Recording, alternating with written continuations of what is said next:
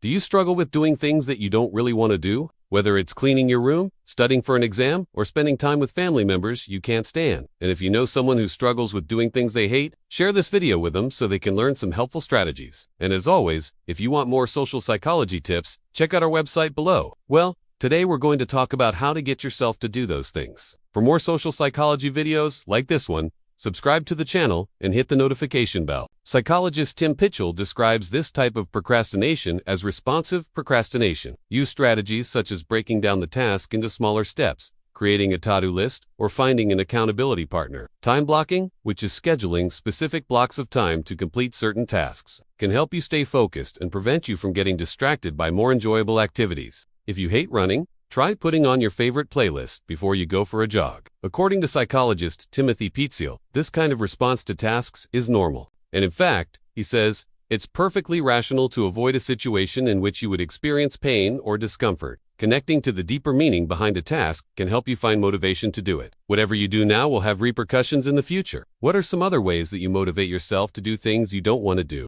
If you enjoyed this video, please like and share it with your friends. And don't forget to subscribe to the channel and follow us on social media. Thanks for watching, and see you next time. If you're lazy or unproductive now, it's very likely that you'll continue to be in the future. But if you're hardworking and dedicated now, it's also very likely that you'll carry those traits with you. By understanding this concept and connecting to your future self, you can develop a sense of responsibility and commitment to take action toward your goals. So next time you're faced with a task you don't want to do, ask yourself, why do I need to do this? Understanding the bigger picture and the impact of your actions can help you find the motivation you need to get started. Let's say you're a student who hates studying. Studying, however, is necessary if you want to graduate and get the job you want after school. Understanding this connection between studying now and your future success can help motivate you to get started.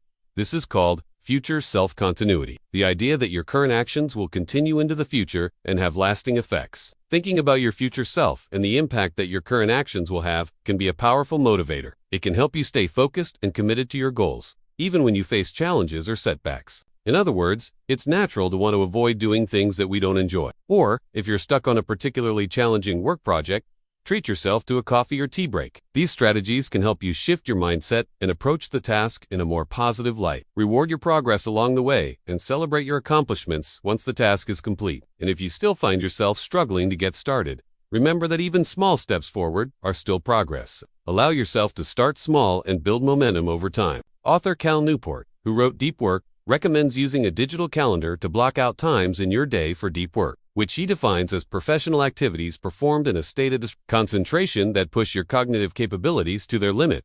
Try accepting the suck. This is the idea that sometimes we just have to embrace the unpleasantness of a task and commit to doing it anyway. Think of it this way. If you're constantly trying to make yourself feel better when faced with a task you don't want to do, you're essentially fighting against reality. And as we all know, fighting against reality often leads to more stress and discomfort. Instead, try to accept the present moment and do the task without trying to change it or avoid it. This can be difficult at first, but with practice, it can become easier. As author Mark Mason writes in his book, The Slow Mo, by learning to be present with whatever is happening right now without trying to change it, we free ourselves from the constant anxiety and stress of feeling like we're not where we want to be.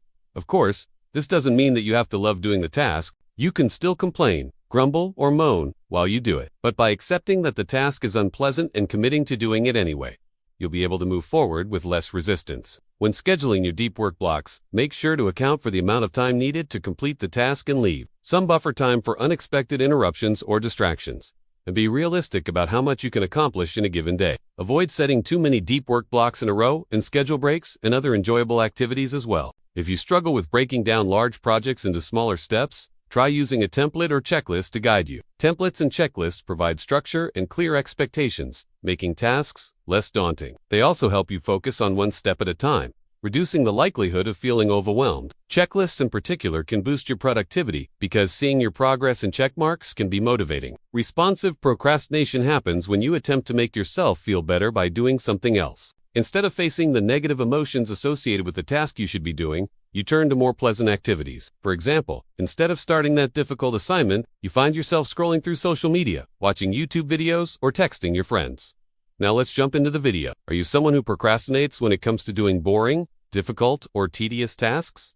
If so, you're not alone. Psychologist J.R. Ferrari has studied procrastination extensively and estimates that roughly 80 to 95% of us procrastinate from time to time. Do you hate doing your school or work assignments, but keep putting them off? Maybe you tell yourself you'll start working on them later in the day, but later turns into never. This is called active procrastination. As psychologist Timothy Pitchell describes it, active procrastination is making active choices to avoid what you should be doing. And this avoidance comes from the negative emotions you feel when you think about doing the thing you're avoiding. For example, you may feel overwhelmed, bored, frustrated, or anxious. Procrastination then becomes a way to escape these feelings, at least temporarily. But there are ways to break the cycle of putting off what needs to be done. In his book, How to Be an Adult, best-selling author and comedian Aziz Ansari writes, "Sometimes things are just gone, be boring or suck, and there's nothing you can do about it." Ansari writes that this is especially true when it comes to tasks that have to be done before other things can happen. For example, if you want to go out and have fun, you may first need to clean your room or do your homework. There isn't any way around it. You have to do the thing you don't want to do first. Sometimes you just need to suck it up and do it anyway.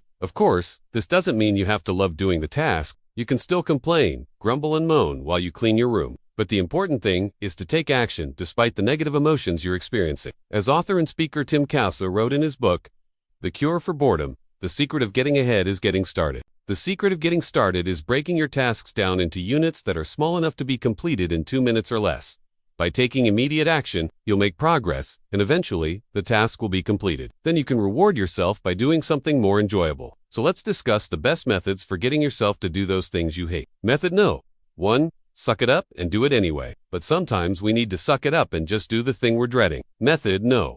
2. Make the task easier. Is the thought of starting your task making you freeze up and procrastinate? To overcome this kind of procrastination, try to make the task you're avoiding easier. If you struggle with procrastination, it can be helpful to use a planner or calendar to schedule your tasks. In addition to creating structure, you can also make the task more enjoyable. Method No. 3. Accept the suck. Does the thought of having to do a boring or unpleasant task fill you with dread? So how can we get ourselves to do things we hate when the rational thing to do would be to avoid them? Bonus tip. Understand the why. Is there a reason behind why you need to do the thing you're avoiding? Psychologist Carol Dweck writes in her book, Mindset. Whatever your goal is, your current actions will continue into the future. We hope you found these tips helpful. We'd love to hear from you in the comments.